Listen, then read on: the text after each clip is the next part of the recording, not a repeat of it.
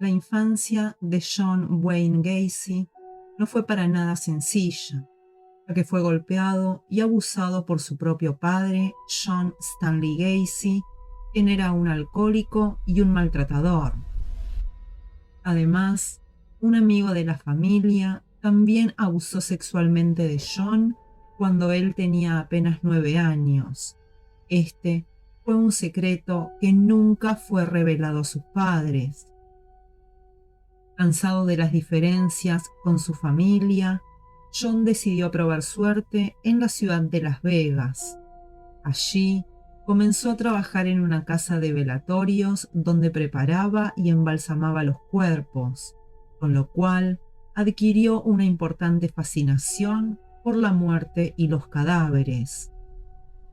Meses más tarde, volvió a la ciudad de Chicago, donde se inscribió y se graduó de la Universidad de Negocios. Después de estudiar allí, comenzó a trabajar en la compañía de zapatos Nunn-Bush, donde llegó a ser uno de los empleados más eficientes. Con el tiempo, John conoció a una mujer llamada Marlene Myers, con quien se casó, tuvo 2 hijos y se mudó al estado de Iowa, en donde se dedicó a dirigir parte de las franquicias de su suegro desde 1964. Si bien la vida cotidiana de Gacy parecía ser común, el demonio que llevaba en su interior estaba vivo y a punto de salir a la superficie, ya que en su rol de padre y esposo existía un lobo camuflado con piel de cordero que buscaba saciar su sed de sangre con algún joven, aún escondiendo su orientación sexual, la cual nadie conocía hasta ese momento.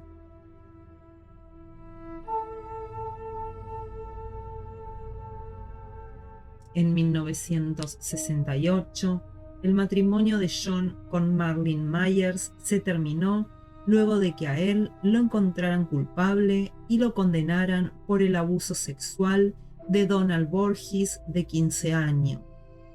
Por este hecho, tuvo una sentencia de 10 años en prisión, aunque después de 18 meses recluido en la penitenciaría estatal de Anamosa, salió en libertad condicional por buen comportamiento. Tras dejar el presidio, decidió volver a Illinois para comenzar una nueva vida, pero los demonios lo seguían a todas partes. Al llegar al nuevo estado, compró una vivienda en la zona de Norwood Park Township e incursionó en el mundo de la construcción en 1971. También se volvió a casar, esta vez con una joven llamada Carol Hoff, aunque la unión no duró muchos años.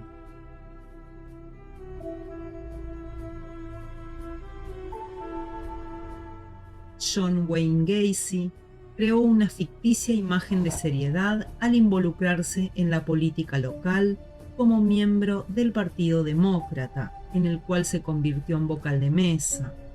Además, apareció en escena su mejor fachada ante la sociedad, ya que creó al personaje de Pogo, con el cual se disfrazaba de payaso y atraía a niños y a adolescentes con obras de beneficencia y ayuda a la comunidad local. Sin embargo, detrás de ese maquillaje y disfraz aparentemente amistoso, apareció en toda su inmensidad la figura de un agresor sexual y un asesino de niños. La primera víctima fatal de John fue Timothy McCoy, de 16 años, a quien encontró en una estación de micros y convenció para que vaya a dormir a su casa. Al llegar, Gacy lo obligó a practicarle sexo oral y tras ello le dio varias puñaladas en el pecho. Tiempo después, John confesó.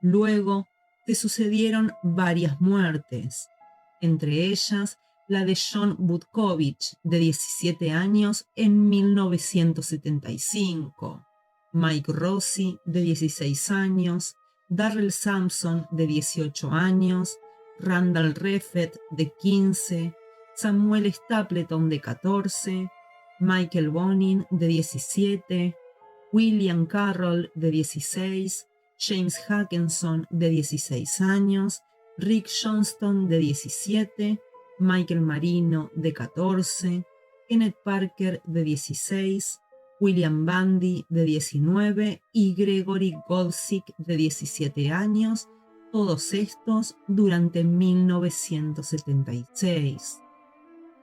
El modus operandi de John era siempre el mismo. Engañaba a los jóvenes con alcohol, drogas, películas porno o el falso ofrecimiento de trabajos. Tras llevarlos a su casa, los dormía con cloroformo.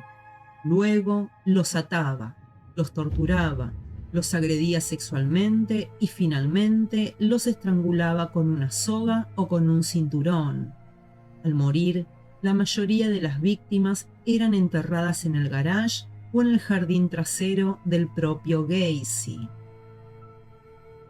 Entre 1976 y 1978, año en el que fue descubierto el accionar de John, ocurrieron al menos 16 crímenes más, por lo que la policía estadounidense entró en el ojo de la tormenta, ya que eran varios jóvenes los desaparecidos en el estado y no había ninguna respuesta concreta por parte de los agentes y hacia las familias de las víctimas. Todo parecía indicar que John Wayne Gacy era el asesino perfecto, hasta que en 1978 su coartada se cayó a pedazos y sus planes fueron descubiertos. En diciembre del 78, Robert Pist, de 15 años, acudió a la casa de Gacy, ya que él le prometió un buen trabajo en su empresa de construcción. Rob Pist, ante la propuesta que Gacy le hizo en la farmacia donde el niño trabajaba a medio tiempo, desapareció sin dejar rastros y sin poder avisarle a su familia que se iba a retrasar. Ante esta situación, la madre de Rob hizo la denuncia por desaparición ante la policía. Los agentes, teniendo la lista de quienes habían acudido a la farmacia, comenzaron a atar cabos sobre las personas que habían sido vistas con Robert en el último tiempo. Una de ellas fue John Wayne Gacy, quien fue interrogado y sus dichos no convencieron a los efectivos. Además, los agentes descubrieron que pesaba sobre Gacy la condena que había obtenido años atrás por abuso de niños.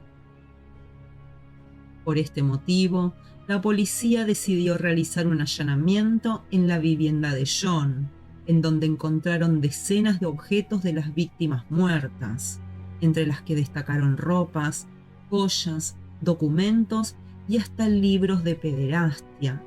Este descubrimiento solo ayudó a que la situación de John Wayne Gacy se complicara más y más. Tiempo después, John confesó que los cuerpos de las víctimas estaban en la zona del garage de la casa, lugar donde la policía encontró al menos ciertas partes del cuerpo humano de 29 víctimas, entre ellos brazos, fémures, costillas, cráneos y pies envueltos en bolsas. Las otras 4 partes restantes de los cadáveres fueron arrojadas al río Des Plaines porque, según John,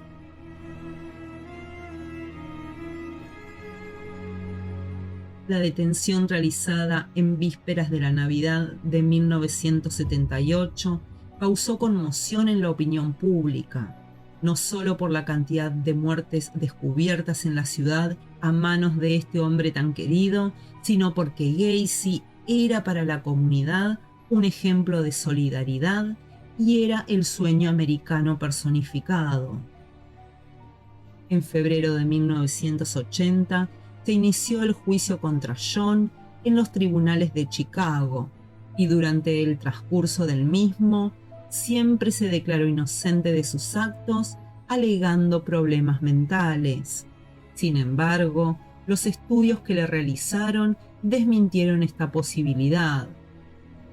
John Wayne Gacy fue hallado culpable el 13 de marzo de 1980 y fue sentenciado a 21 cadenas perpetuas y 12 penas de muerte por los 33 crímenes llevados a cabo entre 1972 y 1978. Durante los primeros 14 años que pasó en el centro correccional de Stateville Crest Hill, solía pintar con óleo y su tema favorito eran los payasos. Sus pinturas incluyeron imágenes de Blancanieves y del asesino en serie Jeffrey Dahmer. Una de sus obras más famosas es en la que aparece el cantante punk Gigi Alli, quien solía visitar a Gacy en prisión y con quien mantenía correspondencia hasta que éste falleció. Las pinturas de Gacy también han sido usadas como adorno del álbum The Acid Bath. El 10 de mayo de 1994, John Wayne Gacy fue ejecutado por inyección letal en el presidio donde estuvo alojado por 14 años. Sus últimas palabras fueron: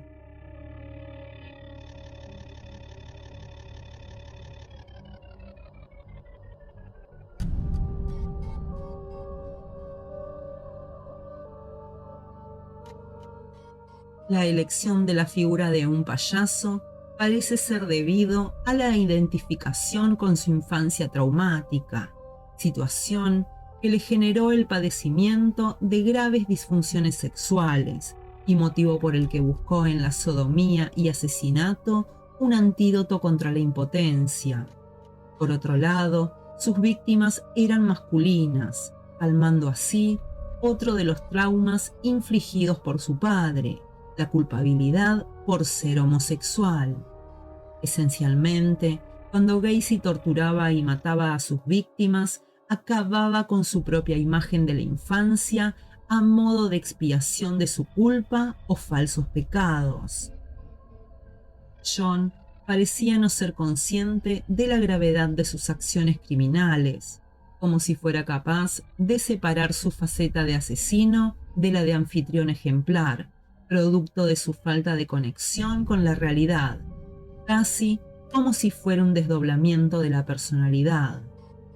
Otro de sus rasgos más relevantes son el egocentrismo y el deseo de dominación. No le bastaba con asesinar a sus víctimas, necesitaba recrearse en su castigo, sentir que sus víctimas sufrían y suplicaban, al igual que su padre lo hacía con él.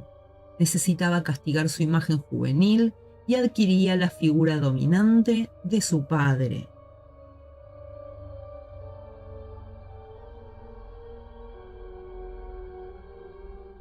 Este terrible caso se convirtió en popular en Estados Unidos y en la actualidad se estudia en cursos y asignaturas de psicología forense. Los psicólogos han aportado distintas opiniones y explicaciones a la causa de la personalidad de este asesino serial. Algunos señalan la pobre relación con su padre, que además de ser alcohólico, lo trató muy mal durante toda su infancia. Otros piensan que el golpe que recibió en la cabeza y los consecuentes desmayos que sufría a partir de los 16 años tuvieron algo que ver con su macabra conducta. Incluso, algunos psicoanalistas han sugerido que el asesinato de estos jóvenes era la expresión inconsciente del odio a sí mismo por su propia homosexualidad, condición que nunca llegó a asumir. Tras su muerte, el cerebro de John Wayne Gacy fue extraído, pero el psiquiatra forense que lo examinó, y pese a las especulaciones de muchos profesionales, no encontró anormalidades que pudieran explicar la conducta violenta de Gacy. Este mismo forense afirmó que John no cumplía con el perfil psicológico característico de un asesino en serie. y la doctora Morrison, quien conoció al propio John y que estudió a diversos asesinos en su papel como testigo psiquiatra en el caso, afirmó